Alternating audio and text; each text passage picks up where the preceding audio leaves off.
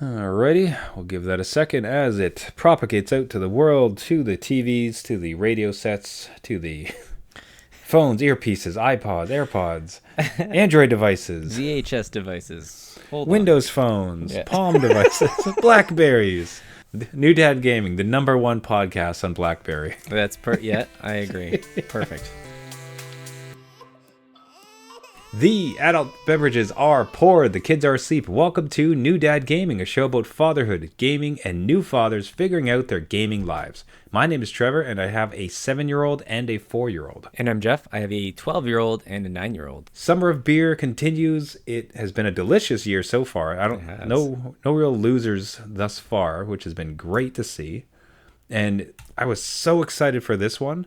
Because one of our, well, for a couple reasons I'll get into. But firstly, again, we have such a challenge in finding representation from other parts of the world. Because here in Canada and specifically Ontario, where we record, we're drowning in amazing craft beers. It's a real problem. Yeah, it's woe is us. Yeah. But there's a strong desire to represent locally, so we're having trouble find it. I found this one. It's from United States, from Florida, and it is stunning. Yeah. I could not wait to record so I could drink another one. I was so excited. So this is Frostproof, Belgian-style white from Cigar City Brewing, located down in Florida. Citrus spice and effervescence each share a place in the sunshine inside this Belgian-style white ale brewed with orange peel, coriander, and wheat.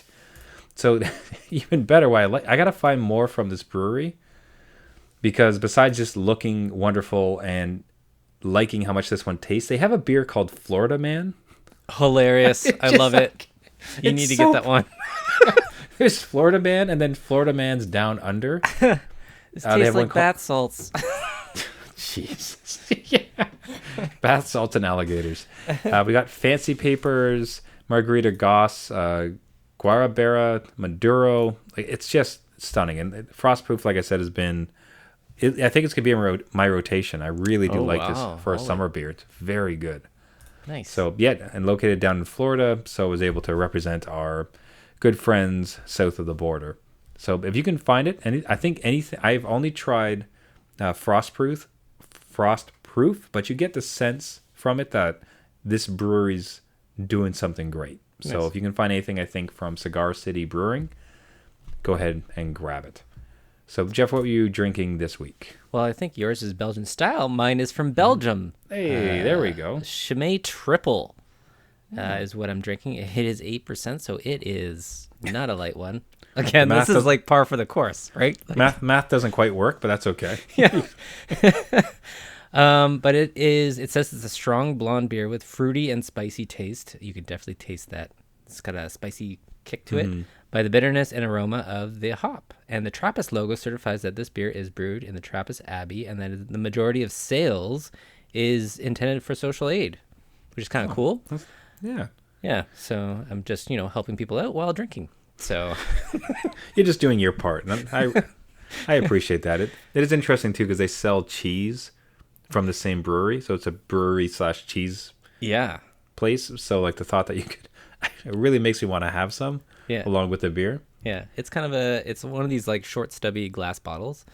So it's nice ice cold, that's for sure, and easy to drink.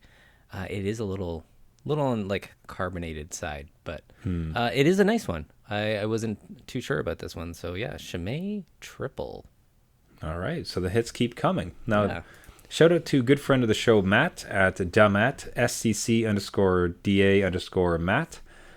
He gave us a recommendation. I haven't seen this yet. No. I really hope I do. We've got to get that beer tour through the States going. That's right. But Golden Road Brewing, Golden Road Brewing, Mango Cart, Mango Wheat Ale.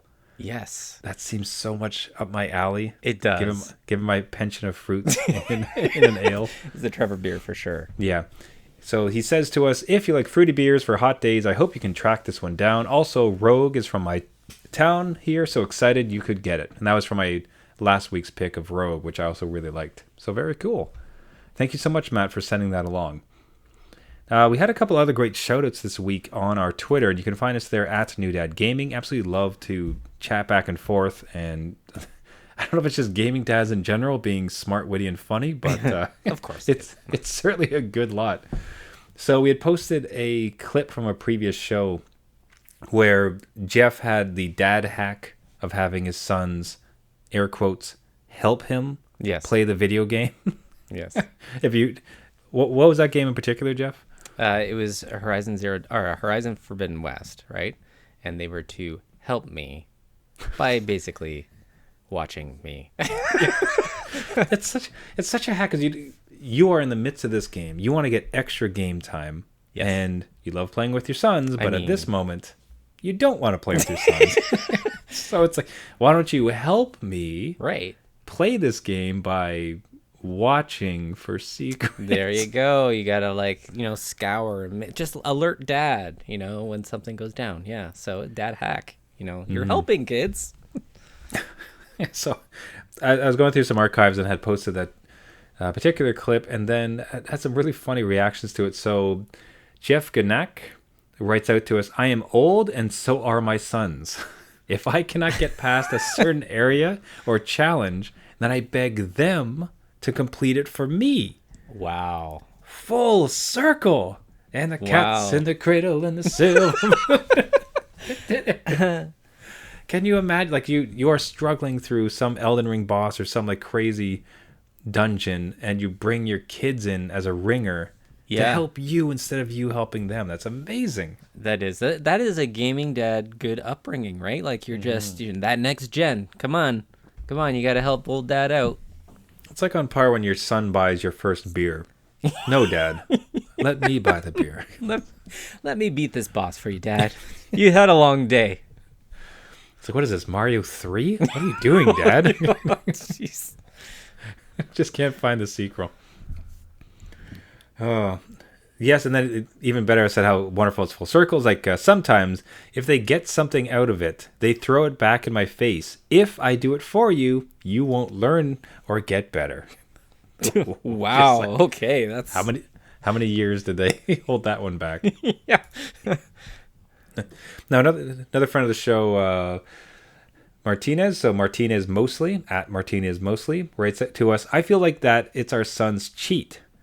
He knows that he can get out of things, chores or bedtime, by showing me how far he is in games Wow. or what he's struggling with, and I'm invested in him growing as a gamer."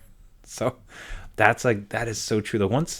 I have to imagine your kids are the same way, but once they understand your triggers and your levers, Yes. it's like, well, Dad, I could go do that, but I was hoping that you could help me play this game for a bit. And you're like, ooh, I want it. Darn you. High level manipulation, right? I'm all for it. Okay, let me. We're good with it. Yeah. Then he continues, and then comes the, maybe you can play a little since you're so good. Yeah, exactly. It's like, Right? Okay. Yeah, sure thing, son.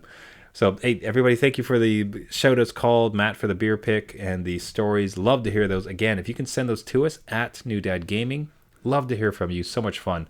And to give a shout-out, there's a competition going. So, Mostly Martinez, his son actually has a gaming channel on YouTube.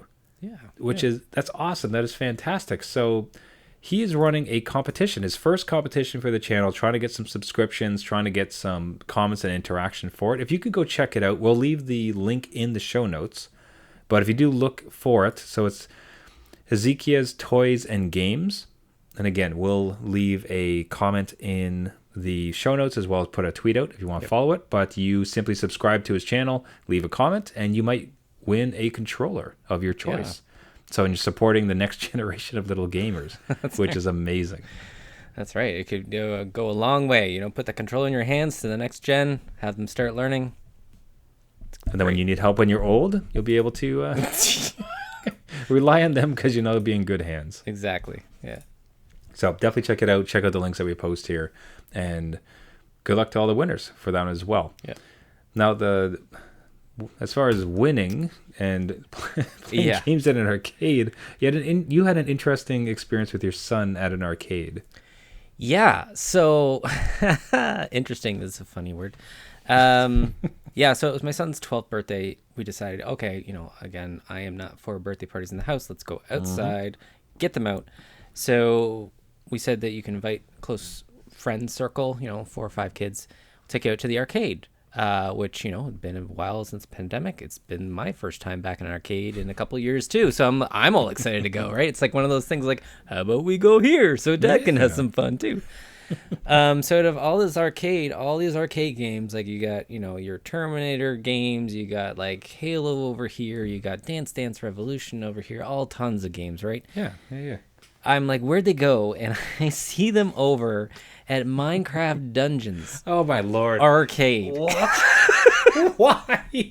Of all the things. I did Of not all the know cool stuff. Right? I did not know this existed at all. And when I walked up, I was just, are you kidding? It was one of those like, are you kidding me? Like hand on the shoulder, like on the hip, like, are you serious? Like, how does this exist? But they were all there, and it's like a 4-player game.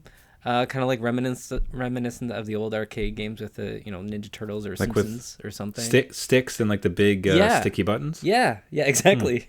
Right, all the goobers on them, and they're all having a blast. I'm like, okay, this is your comfort game, I get it, but all the other games, and they're just sitting there poking like not tokens, but like that credit card's going in and getting all those tokens out for them, and that's where they are. That's where the birthday was. You have this at home. Yeah, you could play this for free in our house. It's not as exhilarating if you don't have that continue screen, right, where the timer just ticks down, and you have to feed it more money.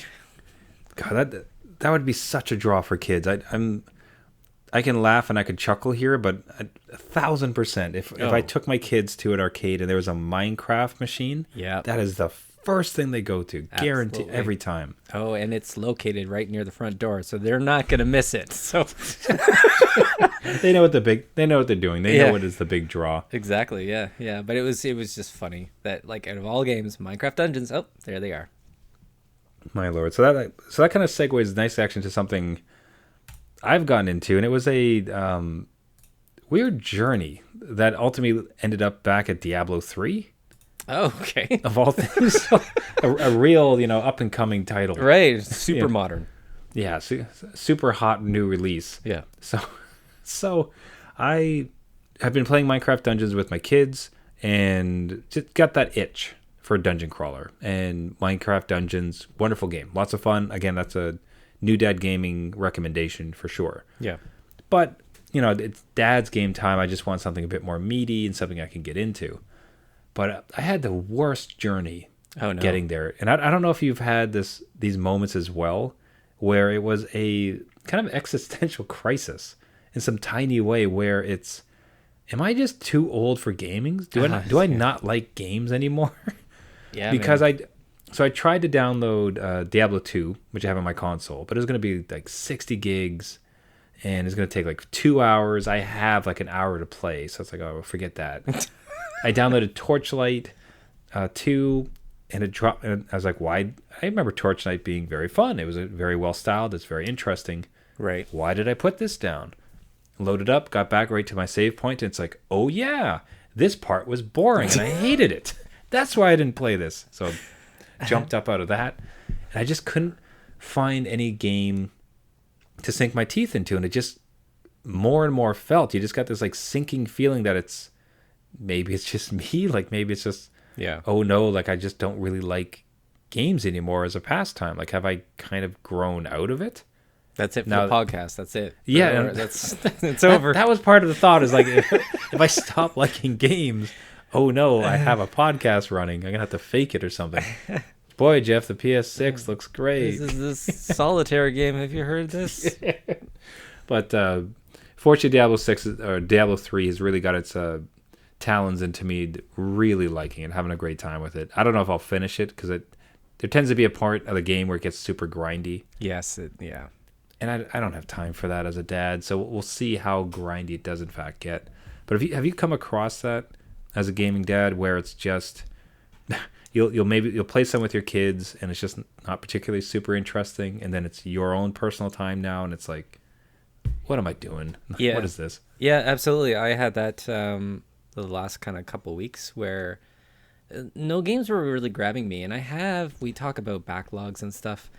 And I went through all those games that I have purchased and never completed, and nothing struck me. And it was just that weird feeling of, oh God, is this hobby, like I would consider gaming a hobby or a like or a passion, just is this not hitting the same way anymore? And what does that mean? Or do I need to take a break? Or am I just gonna sit here and stare at the screen and wonder, what game is out there? So I tried some kind of comfort games to see about kind of getting out of that funk, but really I just wanted something that wasn't too complex. I think being through a lot of games that are just lots of story, lots of dialogue choices, I'm worried about like the best ending. All that stuff was kind of just with just how the summer's going and work and everything. Is just, I just need something that's just calming to me, right? Like, not too intricate. Let me just game. You want to know one of the worst ones I jumped into to try to get over the funk? It's like, I tried to go back into Pillars of Eternity. Oh my God. I was so confused at the menu. Yeah. And then all the dialogue, I was like, what is happening? Like, is this gaming? Yeah. Am I confused? It's so funny. It's so funny that we're so much alike, because I jumped into Pathfinder Kingmaker, which is essentially it's Dungeons and Dragons, like Pillars of Eternity stuff. Yeah. And you look at it and you're like, why am I here? What am I doing with myself? Yeah. Yeah, no, I get you. Yeah, I tried. Yeah, like during my quest, I tried Shadowlands.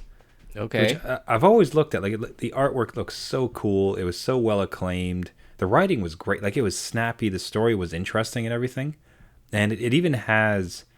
It was almost like a walk around simulator, because it has a very easy mode. Right. So even that, I was kind of able to just kind of like coast into and not really worry too much about it. But it has like the XCOM turn-based battle system. Right. Okay. And that just kind of threw me off. I'm like, I don't care. And then it's just all the inventory management. Eventually you have 6 team members and you have to like place everything properly and like, oh, is this stronger than this on this, like my 4th guy? Okay, now I'll go to my 5th guy. Yeah. Is this strong? It's just, that's tedium. That's you know a what lot. I mean? Yeah. Also, you mentioned comfort games. I think one thing I have found that helps in those funks is, for me, going back to some sports games. So Okay. I'll do a round of NHL. I'll do like a boxing game. I'll do like a skateboarding game. Something about, because like very much like you said, like it's just there's no story to it. Yeah. There's no inventory management. there's no macros and like optimization. It's just dude in skateboard, fall off, tee, go do a grind. Yeah. Don't think about it. Right. Exactly. Right. And you just get up and try again. Yeah, and that's good. I think that's good advice. I also think that there's maybe space for just watching somebody else play. Like, do you know what I mean? Like, I'm interested in a game, but maybe just watching somebody else just figure out what the hell to do, because I don't have the brain space for it, and I know I want to play it, but I never will. Like, some of these games you could live on for a couple years and just find the ins and outs of them, right? So it's like, I think I'm going to turn to Twitch now and start like, I'll catch a couple episodes of whoever streaming and see if I like it, just to watch the game play out and just live my life through them. When you're in that funk, how does it affect how you play games with your kids? Because are your kids still at the phase, are they asking you to play games with them constantly? Or are they mostly looking to do game time solo? So they're in a phase where they want me to watch them play. So, at the top of the show... Dad, be my Twitch streamer. Let's go. Yeah. It's kind of like it's come full circle. Right? At the top of the show, it was like, hey, kids, come help Dad. Now they just want to watch, Dad, come watch me play Spider-Man, right? Because I can get all the trophies now. And I'm like, okay. So I'll go there and watch them. Are you watching? And be on my phone... out on our Twitter or something, answering some questions. But yeah, I'll be with them because I know what it is like to have that audience, right? But they are asking me to watch them versus play with them. Because mine are still in... I think for me it helps a bit, because right now they're still very much in the playing phase. They want me to play with them. They could care less for me to be there so much as like... No, although they have interrupted multiple meetings. Oh no. Because I work in the basement and the gaming system is in the basement. So when they get a really cool new skin in Minecraft. They like bust through the door. I'm talking about projections for like the next quarter, and they're like, Dad, the netherworld that has a skin. I'm like, okay, son, I'm in a meeting, son. Okay, I'm in a It would be funny on the other end, like, hold on, no, I want to hear about this. No, wait, just let the boy speak. Like, I've had a hard time finding that gem. Yeah. What did they do? Yes. Great. So, so that happens all the time. They want to show me what they've achieved or done or what they've built if they're doing like a huge thing in Minecraft or it is playing. Their two biggest things being, God, what is it? Gang beasts. Oh yeah, They're still all about gang beasts. They just love it and they want me to play with them on that all the time. And Minecraft Dungeons. Okay. So it's interesting. It's almost like their joy gives me the energy to be in that moment and enjoy and appreciate it. Yep. Because so even if I was having trouble on myself, like I can't on my own time seem to really get into a flow of gaming. Like just seeing how like jazzed they are about it and how much joy it is, like us interacting together is giving them, brings me past that hump and we're able to like play and have a good time. Yeah. Again, like when is your gaming time anyway? So like your solo gaming time is probably end of the night. Yeah. And like being through the entire day of projections and Minecraft skins. I mean, you're probably worn out and you don't want to go to bed because I have that resistance of like, no, if I turn in, the day is over. The day is won. I need to resist. It's like your own little gaming experience. Like, no. I've had no me time. That's I will right. not succumb to sleep. Exactly. So I usually try to like, hey, let's have some my own entertainment. But yeah, I'm just looking at base games, just not overly complex and not the stuff that I would normally, I guess, play. At least a couple of years ago. Yeah, the comfort game, I think that's a good tip for gaming dads, just to, if you find yourself in a funk, which is going to happen because you are tired, you have a lot of responsibilities, you're gaming with your kids, probably not playing necessarily the games you want to play. Yeah. And then it comes time for your own personal one, you're beat. And all of a sudden it becomes a question of, oh no, do I even like games anymore? And I don't think that's really it. So your suggestion of comfort games, I think, is actually really prudent, where it's don't worry about what you have to beat or the latest new thing. What do you want to play? Right. And for me, in this case, that was Diablo 3, which is awesome. Like, I cannot wait I'll probably play it a bit tonight before I go to bed after editing this podcast. Like and in the past, it's been sports games. It's been, oh man, like Demon Forged, I think it's called. Like it's just like this dumb like PS2 or 360 era game. Yeah. Where like you have a huge axe guy and like a bow and arrow person. Totally flew under the radar, but I just love going back to that game. So I think revisiting like those old titles that kind of spur you back into it and not to worry about it so much. Yeah, I mean, I think it's a great dad tip. And I'm sure it happens to a lot of us. You're just staring at it and you're like, why don't I like any games right now? All right, so if you have your own story of gaming dad story about just kind of falling out with gaming for a little while or being rekindled from your kids, or if you have a comfort game you would suggest to gaming dads that you revisit when you're a bit of a gaming funk, reach out to us. You can find us at newdadgaming.com or our Twitter at newdadgaming. Another thing you should do while you're there would be to congratulate Jeff on the monumental achievement as a gaming dad of beating Elden Ring. Yes. Unbelievable. I didn't think you could do it. I had no faith. You had no faith in me, eh? I know you'd do it. I kind of expected it to take, I thought it'd be like your new Witcher. Yes. Where it's like sometime mid to late next year, you'd finally roll through it. So the speed at which you beat it this time is a bit surprising to me. So yeah, like what was the experience? Like what's your, when you reflect back on it now, how did it go? So this kind of like links in with our previous conversation of just like being in a gaming funk, right? Because I spent so much time with this game, and there's so much death and lore. And there's so much unnecessary punishment. It's terrible. So like when you finally accomplish and like beat this thing of like epic proportions, like I was coming down from that. I was just like, what do I do now? Like this is just like it was a huge chunk of my life. I played this like all the time. And now what? But this game like really grabbed me, and I know I talk a little bit about Souls games. I kind of get into them, but then they kind of like fizzle out down the line. No fault of the game. It's just dad responsibilities. But this was just something that was a little easier to get into, and my kids helped me a lot during it. They wanted to see me play it, and actually what was a funny thing is that I beat this game not knowing that it was the ending, and I was doing some gaming during night while the kids were asleep, and I beat it. And I saw like these games don't really have cutscenes, right? So, and when there is a cutscene, it's either the intro or the ending. And when I saw the CG cutscene come up, I'm like, oh no. What if I did? Kids, wake up. Yeah. So it was like a moment of like, the celebratory, like I did it. And then panic, like, oh my God, I did it with all my kids.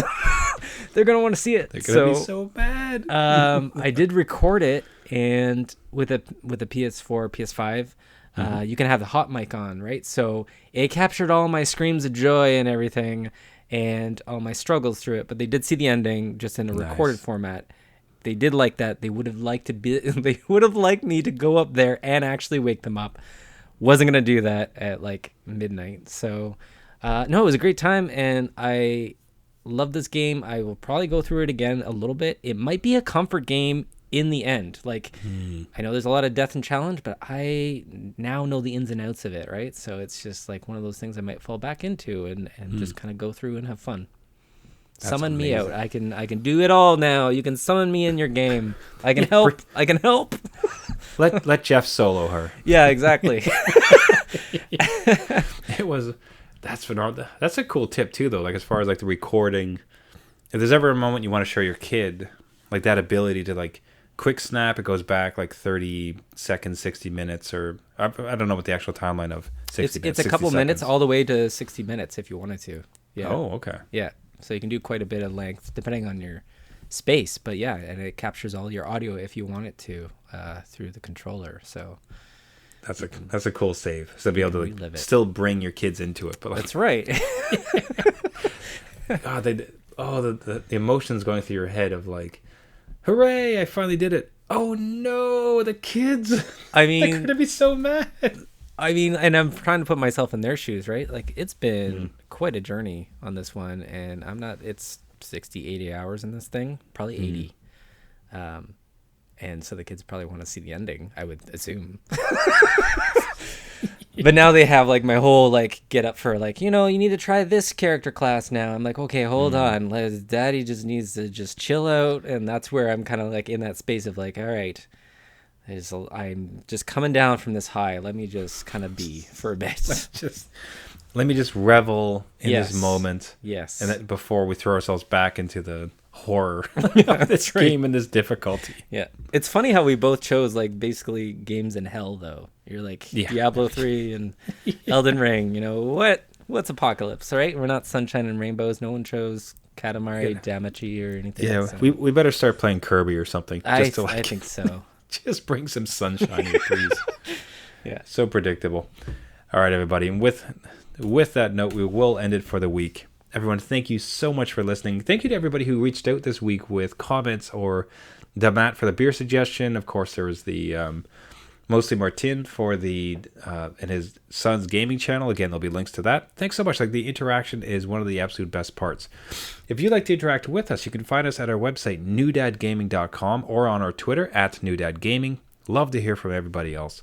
If you like the podcast, you can find us on all the major podcasting networks. So we're talking iTunes, Google Play, Caster, Spotify, anywhere where you get your podcast. Just search for New Dad Gaming. What really, really helps us, and we'd ask if you could help us out by subscribing, and even better would be leaving a rating and a review. That really helps boost the signal to other gaming dads and gets the word out there.